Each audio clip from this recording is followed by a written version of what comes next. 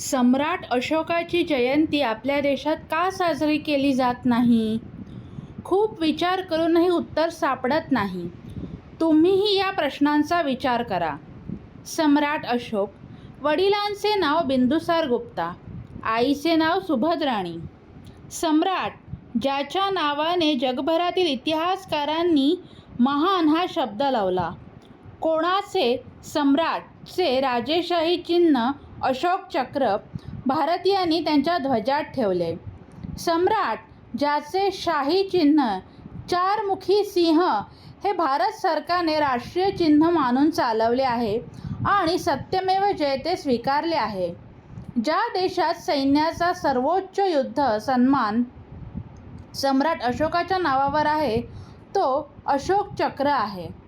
अखंड भारत, आजचे नेपाळ, बांगलादेश, संपूर्ण भारत, पाकिस्तान आणि अफगाणिस्तान च्या विशाल भूभागावर एकहाती सत्ता गाजवणारा सम्राट, ज्याच्या आधी किंवा नंतर असा राजा किंवा सम्राट कधीच नव्हता. सम्राट अशोकाच्या काळात 23 विद्यापीठे स्थापन झाली. त्यामध्ये तक्षशिला, नालंदा, विक्रमशिला, कंदाहार इत्यादी विद्यापीठे प्रमुख होती. या विद्यापीठांमध्ये परदेशातून विद्यार्थी उच्च शिक्षणासाठी भारतात येत असत. सम्राटच्या कारकिर्दीला जगातील विचारवंत आणि इतिहासकार भारतीय इतिहासातील सर्वात सुवर्ण काळ मानतात. सम्राटच्या काळात भारत विश्वगुरू होता. तो सोन्याचा पक्षी होता. जनता सुखी आणि भेदभावमुक्त होती. ज्यांच्या कारकिर्दीत ग्रेट ट्रंक रोड या प्रसिद्ध महामार्गासारखे अनेक महामार्ग बांधले गेले. 2000 किलोमीटरच्या संपूर्ण रस्त्यांच्या दोन्ही बाजूला झाडे लावण्यात आली. सराय बांधण्यात आली. माणसं आहेत.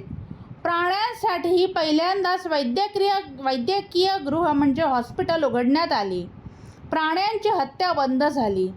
असा महान सम्राट अशोक, ज्यांची जयंती त्यांच्याच देशात का साजरी केली जात नाही, तसेच सुट्टी जाहीर केलेली नाही?